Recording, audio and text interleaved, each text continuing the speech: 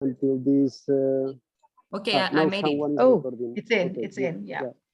It was probably like closing, no, the recording from Tracy before this. So I don't know if Iñigo is also around. Yes, he is. Great. Hello. Oh, now I don't see. Because in the telephone, this is completely different and it's so difficult to follow up. Well, first of all, thank you very much for working with us now this month in this Pilgrim chat. We wanted to do something different in the last day, so I tricked a couple of colleagues from Incipit, and we are going to try do something that usually is not that known, no, about Santiago and the Camino. The first bit is going to be this morning, and first of all, I wanted to thank not only Iñigo, no, for joining from the other side of Santiago, but also to David Barreiro, because he has been sort of the mastermind, of this idea. He cannot join us now because he just came from Uruguay, but well, thank you very much, David. You are always a huge support here. Before starting, I just wanted to show you a little bit around, because well, we already have the Christmas tree. This is the Council of Santiago. This is the hotel of the the Catholic Kings here. That is a national installation. And now in my bag, I have the cathedral. We are in Obradoiro Square. This is officially, let's say, the end of the Camino, but there are many Caminos and there are many ways of doing the Camino. So today we wanted to show you something slightly different, from the traditional ways that we are used to.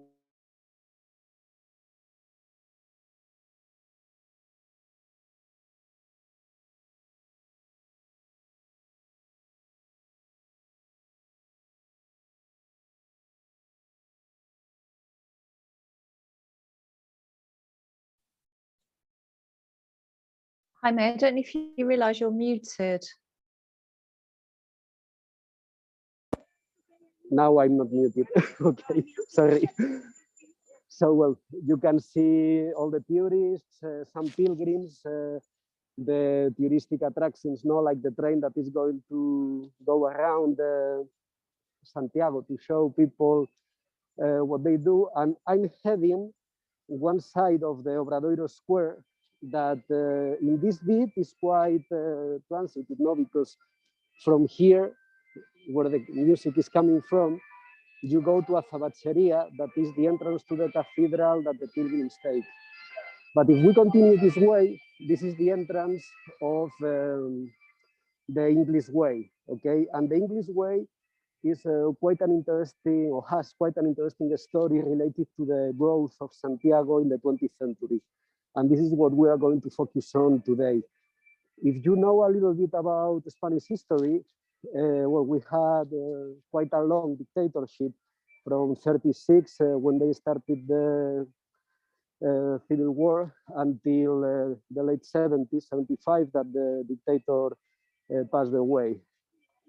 And in the 50s, we started like a different stage, of this dictatorship, when after the finish of the Second World War, the United States saw their new enemy in communism, and they made friends with Franco and started opening, again the country to the exterior, because the years after the war were quite difficult.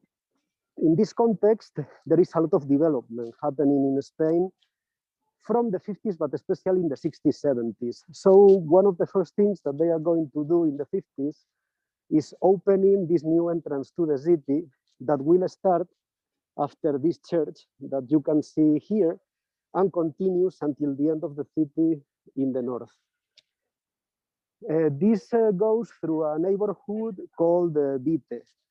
It is a very interesting neighborhood, and our colleagues, the anthropologists from Incipit, have been working there and are currently working there. So I want to introduce you now to Iñigo Sánchez-Fuarros, that is a postdoctoral researcher in Vite, anthropologist, is one of the persons that is working in the neighborhood. And we are going to start this conversational walk around the city, so you can know a little bit more about it. So Iñigo, it's your turn. Okay, thank you, Jaime. Just I want to check that you can hear me because I'm not sure. Yes. Okay, so in that case, let me. So I mean, first of all, good morning, everyone. It's a kind of a pleasure, and also it's a very strange feeling just being here in the street with the phone, just trying to guide you through one of the most interesting neighborhoods in Santiago. And now let me show you something. Let's see if this works. Okay, so believe it or not, I'm also in Santiago de Compostela, and what you can see in my screen, is not probably as monumental as what you can see in the screen of Jaime. I'm in a very busy road, which is the main entrance to Santiago de Compostela from the north, and it is also the place where as Jaime was saying, like the English way is entering into the city. So the first things that the pilgrims see when they arrive to Santiago are these high towers at the end. So you can see them. I don't know where the camera is, but okay, like here, and then of course a McDonald's. And now, if we follow these streets, we are just going through the city center towards where Jaime is actually walking.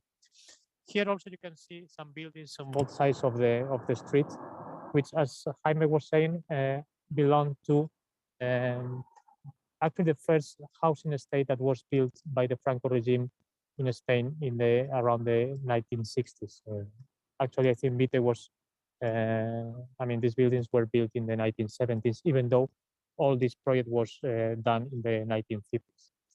So now we are kind of leaving behind this very busy street. We are leaving behind the Camino de Santiago, the English way, and we are entering to Vite, which we could say that it's been regarded as the evil place in the evil district in Santiago for a long time. As I was saying, this area was built. It was a place that were kind of very people were relocated, and during the 1980s, a famous place, famous for especially the was one of the black hole of Santiago de Compostela. As Jaime was saying, we are currently working on a research project that in somehow or in some way aims at kind of putting together the memories of the neighborhoods. We're working with some residents, neighborhood associations, institutions, local institutions, just to create kind of archive of the memory of the neighborhood. And probably I will be able just to tell you a little bit more as we walk through the neighborhood. As you can, I don't know if you can listen it properly, but I just walked kind of 200 meters away from the main road, and now we are in a very, very quiet place. So this is the main green area, the main green space of Vite. This is the Parque Pablo Iglesias, if I'm not wrong. And then I will talk a little bit more about this aqueduct that you can see over here just in a second. One of the things that characterize this area historically is the presence of a lot of water springs and water channels, small rivers like the ones that you can see now in the picture. Mainly because we are close to a couple of big natural springs that are in some hills nearby. Here you can just have you can see one of the typical constructions of Vite, and then we will also see how this big housing estate is being divided or through different kind of areas, and each of these areas has a different building and a different type of building and different type of construction, and especially different color, and that's what the residents use these different colors and these different areas to differentiate the people who are from different parts of the neighborhood. I don't know, Jaime, you want to continue until I just arrive to the point that I can talk a little bit about this aqueduct? Okay, so as you can see, I'm walking slowly through some sort of super contemporary infrastructure that is also related to the Camino, okay? This street here is Juan 23, John the 23rd, one of the popes. He was pope in the 60s, and that's why they gave him the name of the street. And right under my feet, there is a huge parking for buses and all that, that are coming to the Camino. But this is not the only infrastructure that was created at that point, for the Camino. And if I can now show you the view a little bit better, okay, as you will be able to see, we are basically outside Santiago, and I have just walked for, I don't know, 5 minutes from the Obradoiro Square, okay? And we have a valley here. You can see part of the entrance of the parking lots for buses. The one I was walking over was the one for cars. And we have here the valley of one of the rivers that passes through Santiago de Compostela, and that has been also very important in the history of the city, because it articulated an historical landscape of industrial tanneries. And there are a lot down here, and there were also in Vite. Actually, right behind the aqueduct, there is still a wall of one of the biggest ones. So, that one, yeah.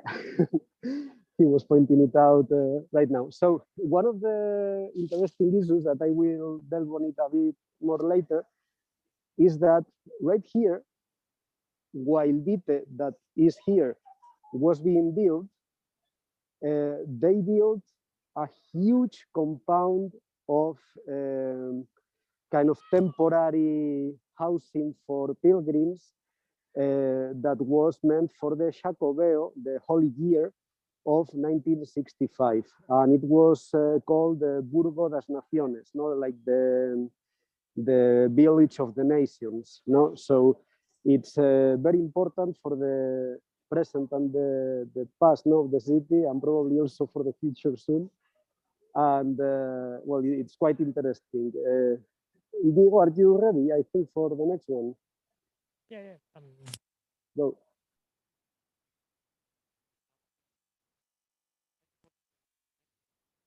One of the things that was of this area where Vite is now placed was known before this housing estate was built, was the presence of the biggest tannery in town, and it was one of the main industries of Santiago de Compostela at the time. I mean, this tannery was built at the beginning of the 19th century, and it was demolished in the 1970s, just as this neighborhood was. Iñigo, I cannot hear you very well. I don't know if the others have the same problem. Can you hear me now better? Now better, yeah. Yeah, I think this is not very good quality mic headphones I have. So no, I was saying that we are now in the place that we're inside the limits of what it used to be the biggest tannery in town. The area where Vite was created in the early 19th century, and it was operating till the 1970s. I mean, we're actually.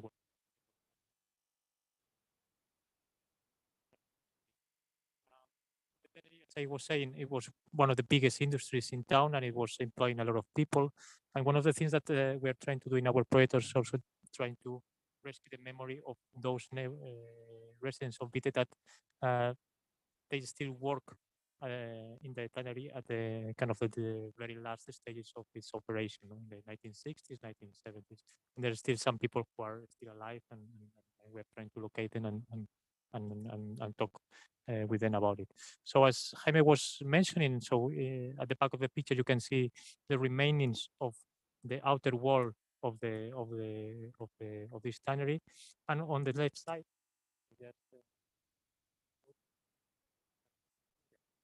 over here, you can see this aqueduct was built.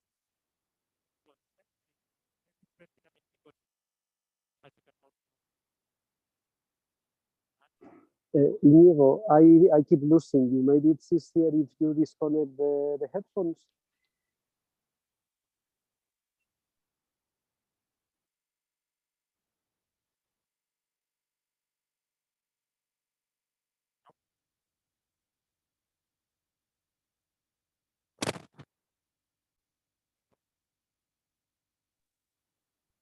Iñigo, I cannot hear you. Okay, I don't know what's going on. Maybe it's easier if you disconnect the headphones and I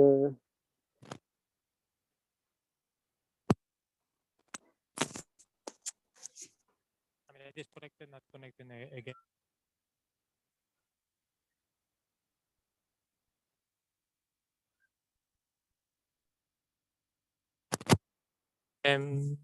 Can you hear me now? looks like better, yeah. Okay. I mean, can you talk? And I'm going to change headphones because I have wireless ones, and I'm going to see if they work. Okay. Okay, well then, if we look back from when I was coming, okay, this is the church that we were leaving when I stopped talking before.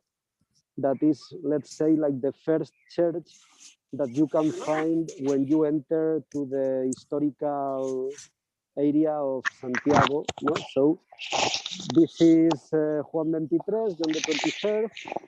Okay, it starts where Iñigo was starting before. It finishes in Obradoiro. We have here the valley that I was showing before, but from the end of the street. And this street here is the one that is still called Burgo das Naciones, okay, and is the one that goes like to what was this old compound for tourists in Santiago, no, for the Jacobeo of 1967. When they built it, it was meant to last only for that year. Indeed, they said in the reports that they were giving during the summer like almost 200,000 meals, 40,000 beds, no? And I think it was at the moment the biggest touristic infrastructure in the world, no? Because it had, I think it was 4,000 beds available for pilgrims. So imagine the magnitude, no? It was like a huge industrial area, no? But instead of having industrial buildings, all these bad quality buildings were just beds for pilgrims, no? And well, this area at that moment was literally outside of Santiago. Indeed, Vite, okay, that would be up here, was a small village that was nearby, no? And it was eaten by the city when the city started to grow in the 60s, no? And the late 50s. Iñigo, are you ready? Or Well, can you hear me now? yeah, perfect. Okay, so well, let's cross fingers and that technology doesn't play with us. Yeah, so I'm ready. So just to finish this and to move forward, I was just talking about this aqueduct that was built in the 12th century, just to bring water to the city because of the dew, because of the great demand of pilgrims at that time. No, so the fountains in the city center, in the area where Jaime was before, in the cathedral, they had no enough water for the pilgrims that were arriving to Santiago at that time. No, so they built this aqueduct that is one of the oldest remains here in the Vallejo, in the Vite neighborhood. One thing that I want also to show you before walking to the next stop, is at the back you can see one of the areas of the state in these kind of red buildings at the end of the picture. And now, for example, just pay attention that in this new area, you see how on the one hand the color of the buildings change, but also the type of building. No, so it's very interesting. I mean, how also the neighborhood of Vite has been kind of differentiated in terms of the quality of the buildings and the type of people that live in them according to color. No, and if we talk with the people that lives here, so they refer to these different areas as the reds, the greens, the grays, the beige, etc. No? So that's a very interesting question. I mean, how, and that one of the things that also interests us for our project is how we define what the limits of the neighborhood are. No? So and how these different limits, I mean, articulate different notions of belonging to this place. Because one of the also interesting things about Vite is, as Jaime was saying, is since it was an area built anew, and they first built the buildings, but they didn't have infrastructure, they didn't have water, they didn't have electricity, they didn't have a health center, they didn't have any kind of social infrastructure. So the idea is, I mean, if you build an area that is anew, I mean, how do you create a sense of belonging for people who come from different parts of the city that were relocated here in the 1970s, early 1980s. Here you can see some kind of typical architecture of this old village of Vite that Jaime was also talking, and then we are going to see a few more of this kind of architecture in a few minutes.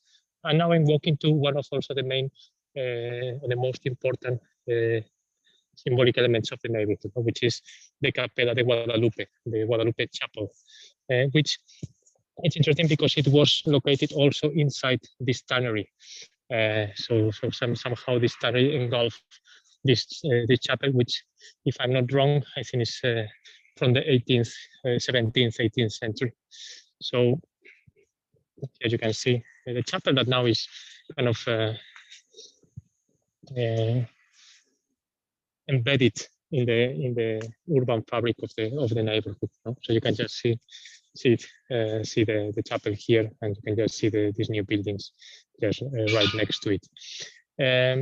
This chapel is also important because this is the place where some religious processions take place, and also this the route that these processions do along the neighborhood also kind of they delimitate the limits of the neighborhood. No? So and now, of course, with the pandemic, for the last 2 years, this procession didn't happen. But it's interesting. I mean, where we follow the procession, how we can just define what the limits of Vite are.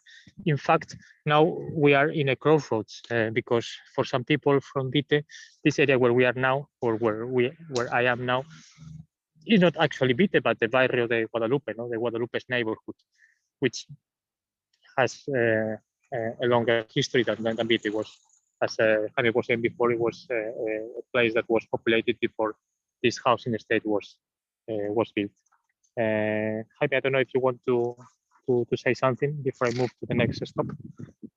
Yes, okay. So I don't know if you realize right now that my surroundings are super quiet. You can barely hear a little bit of water, the breeze hitting the trees around, a couple of birds. Actually, we have a great day today. I cannot believe it, in the middle of November. Well, so you can also see here how they channel the water, and some other infrastructures in this park. And this park is quite interesting because it belonged to a previous infrastructure here in the city that was some sort of, I don't know if, no, not asylum, like a health compound, okay, managed by a very famous psychiatrist called Manuel Lois, that was built actually there, okay, where a current hotel and some other things are here. And these are the only things that remain from that asylum, okay? That was quite important at the moment in Spain. We are talking about the early 40s, because he was reusing an old palace that was also here and that was abandoned at that moment, okay? So it was very, very important at the moment because he was using alternative therapies, okay, for the patients. So instead of having them locked down in tiny rooms with these shirts for crazy people and all that, okay, instead he was trying to do other kinds of modern therapies that try to make patients feel better. Indeed, all this area around here is quite nice, no? And it has several green spaces, including a small lake that I'm getting to the gate in 2 minutes, and I can show you, no? And that were also quite good, no, for the environment of the Bourbon, of this touristic housing that they built later on in the 60s, okay? And that the view is not very good from here. Well, behind that tree, there is a lake. I will show you in a little bit, but I see that Iñigo is already in his next stop, so I can give him the word now while I go there. Okay, thanks, Jaime. Yeah, I'm in the next planned stop, and as you can see, also the urban landscape changed dramatically. I mean, I'm now, as I said before, in this crossroads between the neighborhood of Vite and the neighborhood of Guadalupe. It feels more like being in a rural area than also that actually being in an urban area. As you can see here, you have some kind of abandoned lots, and here we can just see, I don't know how to say it in English, but this place where women especially used to wash the clothes, and it's still in use today. And just before, now I'm going to move into the neighborhood, but just before moving to the neighborhood, maybe just a couple of words to contextualize why Vite is so important for us and in the context of Santiago. No? As I was saying before, and also I think Jaime mentioned it at the beginning, so Vite was built in the 1970s. People relocated here from kind of deprived areas of Santiago at the end of the 1980s. In the 1980s, this area was hit hard by the heroin pandemic. So it was kind of the place known for being kind of the drug supermarket in Santiago. And in the late 1980s and early 1990s, there was a strong community movement began in the neighborhood, among other things, just to fight against the consequences or effects of the drugs. So Vite is known in the urban imaginary of Santiago as, on the one hand, this place associated to the stigma of drugs and crime, and at the same time, it's also associated to being one of the places with a stronger kind of a community movement. In fact, it was in the late 1980s, early 1990s, that there were a couple of community projects, community development projects that were put in place that were quite successful. No? So we have kind of a working class poor neighborhood with a strong social ties that was kind of somehow united just to fight against the problems associated to drugs, but also just to have some infrastructure for the neighborhood. You know, one of the leaders of this movement famously said that okay, so the city council first built the buildings, and the neighborhood or the final neighborhood just arrived decades later, no? When all these kind of people start to associate it and trying to started to work together just to find a way to solve the problems apart from the social from the city council. No? Here we can see this is kind of the backyard of another area of the neighborhood, and also you can just have maybe through this small screen you can have this feeling of being in this kind of in between the urban and and the rural. I think Jaime is already on the lake, so maybe you can just say a few things about this beautiful picture you have there. Okay, so exactly, I'm now in the lake I was telling you before. Okay, this was the end of the sort of canalized river that they were taking the waters from up there and bringing them here. All this in front of me now, where the hotel is, was the asylum. Okay. And the asylum started to decline in the early 60s when they started to expropriate land for the roads up and here. And it was closed later on in the 70s when the Burgo was also dismantled. The architect, the architect was called, Julio Canolasso, okay, is the same architect for almost everything. Is the architect of the Burgo that was here before this. This is the Auditorium of Galicia, okay, and it was built in the 70s, like with, let's call it Neo-Galician architecture, no? Like if you can see the windows, they recall the windows of the traditional buildings in the center of the town, and it's sitting on top of what was this previous touristic infrastructure built in for 65. Indeed, we are now entering into what is called the North Campus of the university. And right after the Jacobeo in 65, they started to build new faculties for the University of Santiago de Compostela besides the auditorium in this area. What was interesting was that even though the quality of the infrastructure they did for the Jacobeo was really bad, no, they were reusing not only the materials for some spaces in Vite and for the university, but also some of the pavilions that were built were still used as student accommodation. I think it was until the 80s, 89, I think it was, when they dismantled completely the last ones.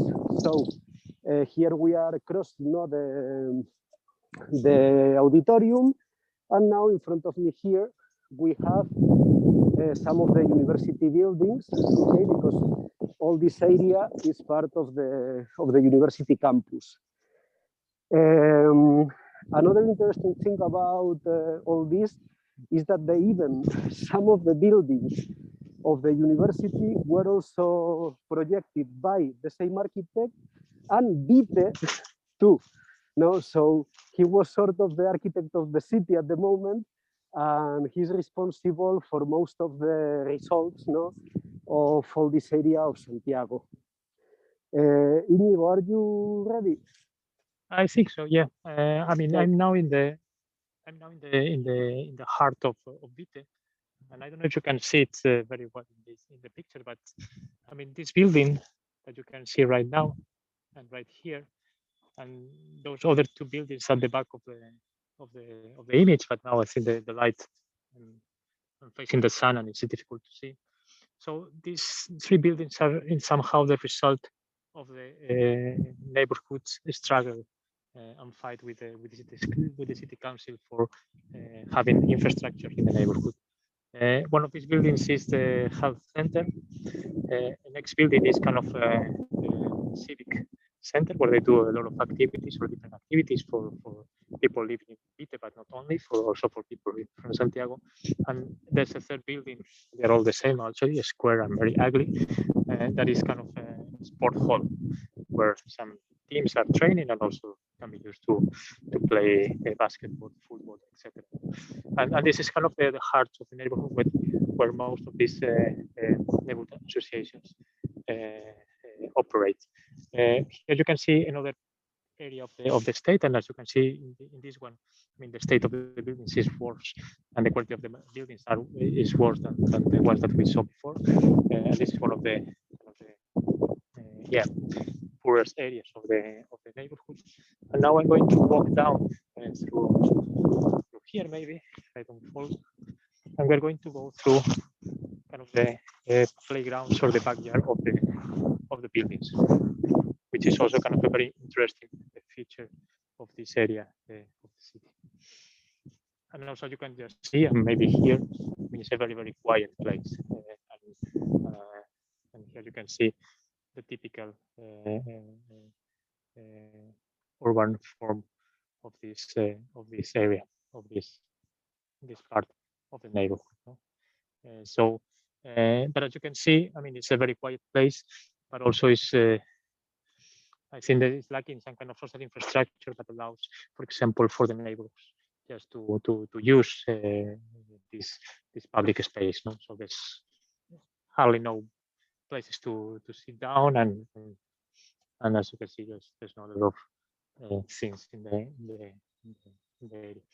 Also, maybe before going to the main street, and just going back to the traffic noise, also I would say that I was talking before about this stigma that was associated to Vite. I mean, that stigma somehow disappeared, even though in the urban imaginary of the city is still this infamous place. But nowadays, I mean, like kind of the type of people that lives here changed significantly, and one of the main drivers of this change is, as Jaime was mentioning, and Jaime, I'm going to be there in 2 minutes, is the presence of the university very close by. So now you have a lot of students living here, and also kind of young families. So it's now kind of more of a residential area with, as you can see, with kind of high quality of life, with green spaces and a lot of services. So there's not a lot of supermarkets or bars or these kind of places. Jaime, do you want to say something about this fountain, or you want me to say something about Castelao? As you want, I can say something about this fountain. Okay, I'm already in Vite. Here in the back is the back of some of the university buildings. Okay, so the Burgo das Naciones finished here. So all the barracks were built in this area until the auditorium and until the lake. Indeed, if you go to Twitter, in the photo I posted yesterday, you can see a view from Juan 23, where was the view of the valley, and you can see all the barracks there, in this old photography. Well, as Iñigo was saying before, this idea of Vite being like a stigmatized neighborhood that has some bad press, it was substance, really because of the lack of infrastructures, etc. And this is kind of a very good metaphor, because this fountain was not here originally. This fountain was probably the first fountain of another development in the south of the city, in Sánchez, that is like the rich growth of the city in the 70s, 80s. And it was in the Red Square, that is the main square of this development. So they have refurbished that square like 10 times in the last 30 years. And when they removed the fountain from there, they brought it here. Why? Because they didn't know what to do with it, and Vite had literally nothing. So now you can see that all the green areas, we have all the services and all that, but as Iñigo was saying before, this didn't exist 10, 15 years ago. Yeah, 10, 15 years ago, yeah. But in the 80s, 90s, when people started to relocate here, this didn't exist, and they had to fight for it. Iñigo? Yeah, so I'm now just kind of 5 minutes away from where Jaime is, and I'm in the Avenida de Castelao, which is kind of the main road that cuts the neighborhood in two, as you can see. So here you can see the brown buildings, which were kind of the poorest of the neighborhood. So where a lot of, especially gypsy population, were relocated. And here you can see this big avenue that cuts actually, in fact, the place in two. And here you can see these white buildings, which are another part of the neighborhood. And now I'm going to cross the street, and I'm going to meet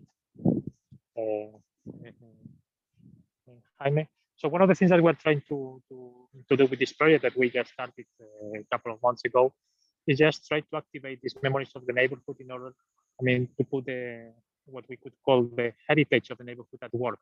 So and see how kind of people of Vite can appropriate, inhabit, and use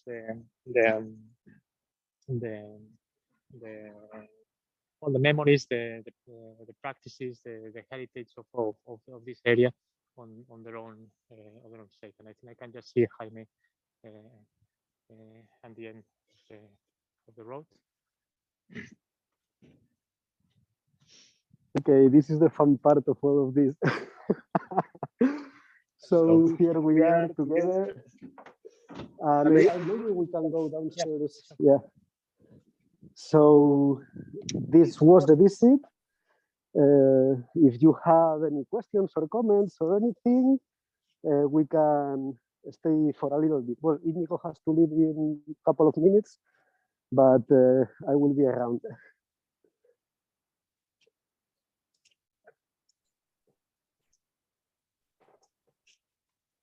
It's very here. Thanks, Jaime. Thank you so much, Iñigo. I feel like I'm kind of there with you, and it looks so much sunnier and warmer than it is here in the UK right now. I'm really quite envious. Well, it was not expected to be sunny today. Actually, it was expected to rain a lot, but we were lucky. Actually, it's been a very strange, I'm going to put it like this. It's been a very strange November, no? Because like this, because the whole month has been super wet. And I remember when we were planning the in-person meeting, no, one of the worries we had was actually rain, because in Santiago it rains a lot, no? So it started raining last week, and if you saw the weather, it was like rain, rain, rain, rain, rain, and we were so lucky that just today was like sunny. I was like, yeah. But anyway, I don't know if you could hear as well. Yeah, I could hear you really well. At some points it was breaking up slightly, but that might have been my internet connection. But generally I could hear you very clearly. And yeah, you're right. It's a very quiet environment that you've been walking through. I was quite struck by how quiet it was. So what do you want? Stop recording, I guess, now. Okay. If you want to. Okay. Okay, over to Nota to stop.